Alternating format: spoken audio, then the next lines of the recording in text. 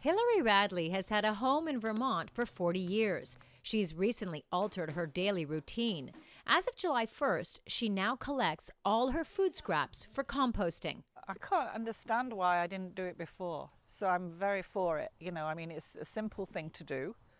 It obviously has great, long-term benefits, and it's not a lot to ask, I don't think. It's something all Vermonters are now required to do.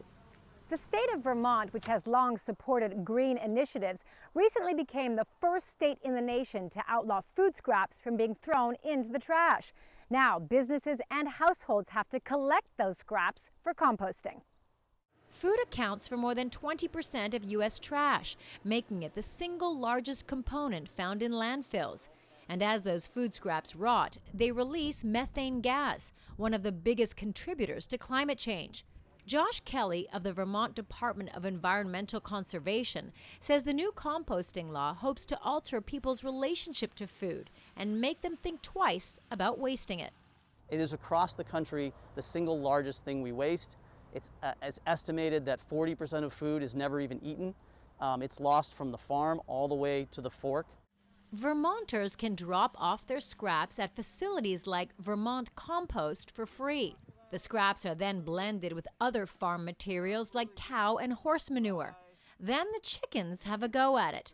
They first forage through it, then add their own manure to it. At that point, we take the material, put it out into a pile, or in the industry we refer to it as a windrow, and that begins our process. And we manage that material for anywhere from 8 to 12 months.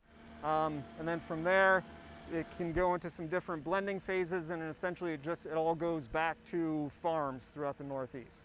Kelly says this cycle can have a huge impact on reducing polluting elements from the environment. When food waste is composted or fed to animals or not wasted, it is reducing greenhouse gas emissions in Vermont by as much as 9,000 cars taken off the road each year. Vermont may be the first state to outlaw food scraps, but Kelly believes it won't be the last. He says increased awareness about the negative impact of food waste is causing a global rethink about food and what to do with its leftovers. Karina Huber for CGTN in Vermont.